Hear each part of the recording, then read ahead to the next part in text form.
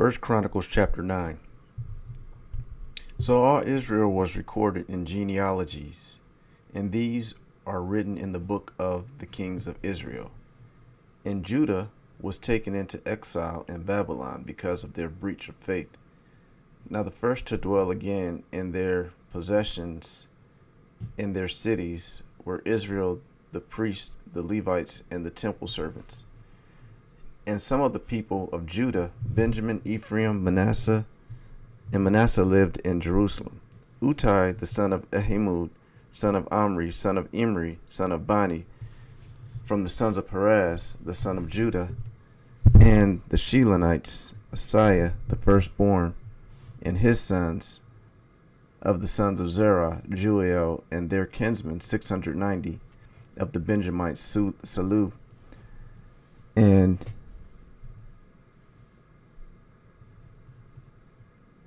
the son of Meshullam, son of Hobadiah, son of Hasunah, Ibniah, the son of Jehoram, Elah, the son of Uzi, son of Mikri, and Meshullam, the son of Shephatiah, son of Ruel, son of Ibnijah, and their kinsmen, according to their generations, 956.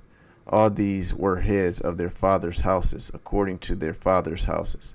Of the priests, Jedediah, Jehorab, Jashin, and Azariah, the son of Hilkiah, son of Meshullam, son of Zadok, son of Merioth, son of Ahitub, the chief officer of the house of God, and Adiah, the son of Jeroram, son of Pashur, son of Melchijah, and Masai, the son of Adiel, son of Jezariah, son of Meshullam, son of Meshulamith, son of Emer, besides their kinsmen, heads of their fathers' houses, 1,760 men, mighty men, for the work of the services of the house of God.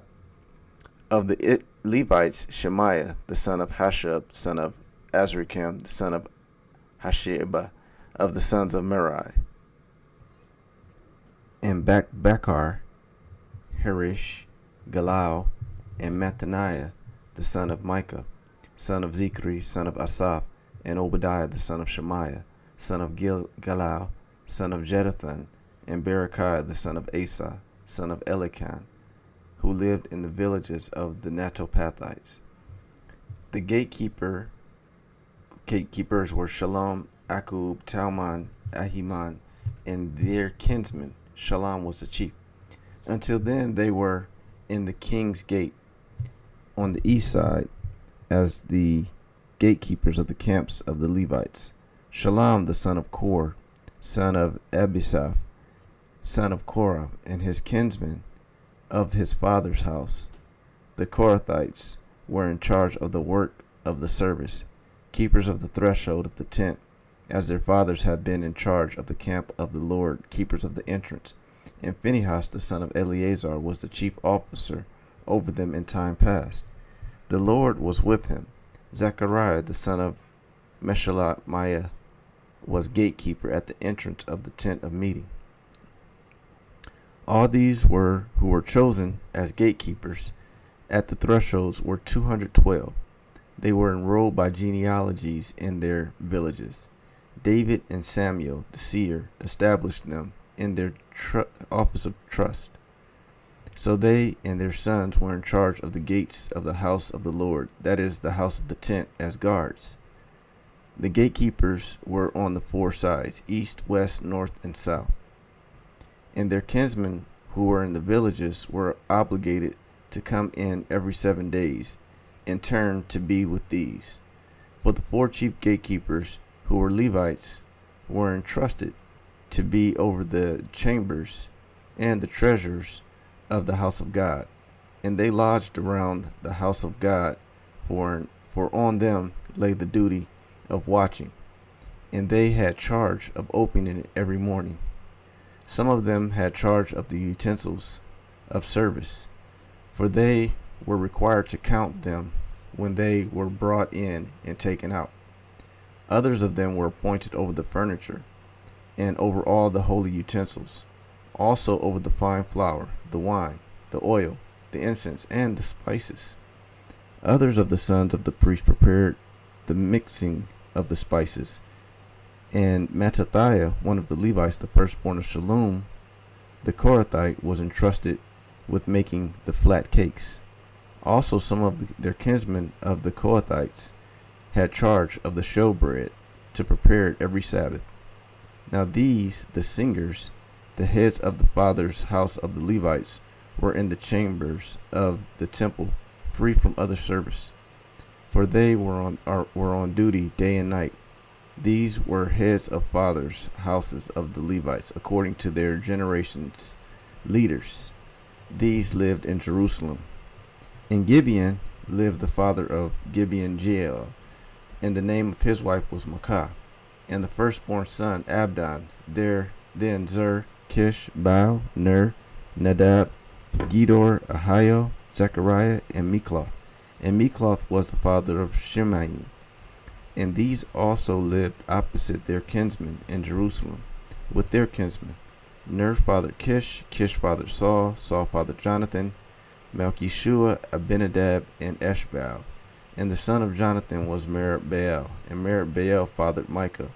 The sons of Micah, Pithon, Melik, Teriah, and Ahaz fathered Jarrah, and Jarrah fathered Elamith, Asmapheth, and Zimri. And Zimri fathered Moza.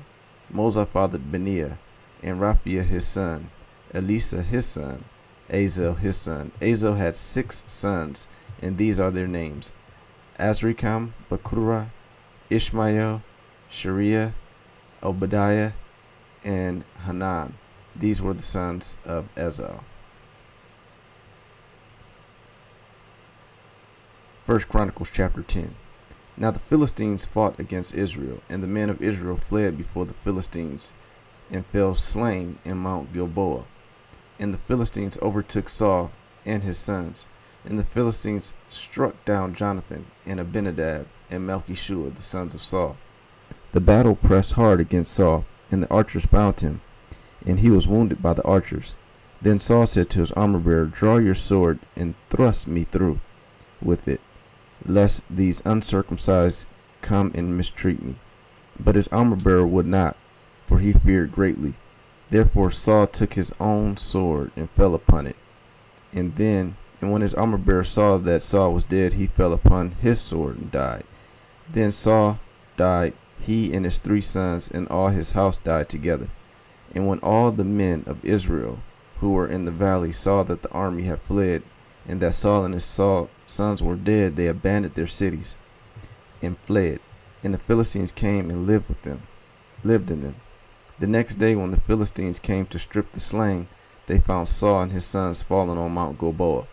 And they stripped him and took his head and his armor, and sent messengers throughout the land of the Philistines to carry the good news to their idols and to the people. And they put his armor in the temple of their gods, and fastened his head on the temple of Dagon. But when all Jabesh Gilead heard all that the Philistines had done to Saul, all the valiant men arose and took away the body of Saul and the bodies of his son, and brought them to Jabesh, and they buried their bones under the oak in Jabesh, and fasted 7 days. So Paul died for his breach of faith. He broke with the Lord, in that he did not keep the command of the Lord, and also consulted a medium seeking guidance. He did not seek guidance from the Lord. Therefore the Lord put him to death, and turned the kingdom over to David, the son of Jesse. Acts chapter 27, verse 21 through 44. Since they had been without food for a long time, Paul stood up among them and said, Men, you should have listened to me, and have not set sail for Crete, and incurred this injury and loss. Yet now I urge you to take heart, for there will be no loss of life among you, but only the ship. For this very night there stood before me an angel of the God to whom I belong, and whom I worship. And he said, Do not be afraid, Paul. You must stand before Caesar. And behold, God has granted you all those who sail with you. So take heart, men, for I have faith in God, that it will be exactly as I have been told. But we must run aground on some island. When the 14th night had come, as we were being driven across the Adriatic Sea, about midnight the sailors suspected that they were nearing land. So they took a sounding and found 20 fathoms. A little further on they took a sounding again and found 15 fathoms. And fearing that we might run on the rocks, they let down 4 anchors from the stern and prayed for day to come.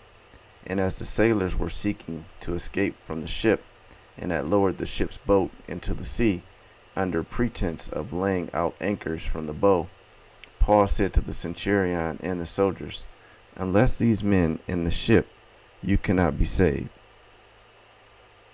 Unless these men stay in the ship, you cannot be saved."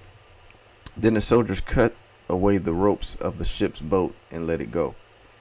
As day was about to dawn, Paul urged them all to take some food, saying, "Today is the 14th day that you have continued in suspense and without food, having taken nothing. Therefore I urge you to take some food, for it will give you strength, for not a hair is to perish from your head of any of you."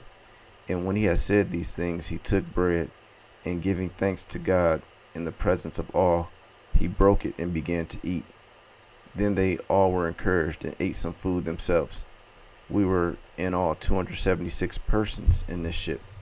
And when they had eaten enough, they lightened the ship, throwing out the wheat into the sea. Now when it was day, they did not recognize the land, but they noticed a bay with a beach on which they planned, if possible, to run the ship ashore.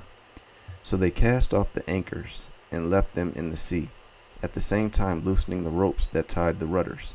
Then, hoisting the foresail to the wind, they made for the beach. But striking a reef, they ran the vessel aground. The bow stuck and remained unmovable, and the stern was being broken up by the surf. The soldiers' plan was to kill the prisoners, lest any should swim away and escape. But the centurion, wishing to save Paul, kept them from carrying out their plan. He ordered those who could swim to jump overboard first and make for the land, and the rest on planks or on pieces of the ship. So it was that all were brought safely to the land. Psalm chapter 8. O Lord, our Lord, how majestic is your name in all the earth. You have set your glory above the heavens. Out of the mouth of babes and infants, you have established strength because of your foes, to still the enemy and the avenger. When I look at the heavens, the work of your fingers, the moon and the stars, which you have set in place, what is man that you are mindful of him, and the Son of Man that you care for him? Yet you have made him a little lower than the heavenly beings, and crowned him with glory and honor. You have given dominion over the works of your hands. You have put all things under his feet, all sheep and oxen, and also the breast of the field, the birds of the heavens, and the fish of the sea, whatever passes along the paths of the sea. O Lord, our Lord, how majestic is your name in all the earth. Proverbs chapter 18, verse 23 through 24. The poor use entreaties, but the rich answer roughly. A man of many companions may come to ruin, but there is a friend who sticks closer than a brother.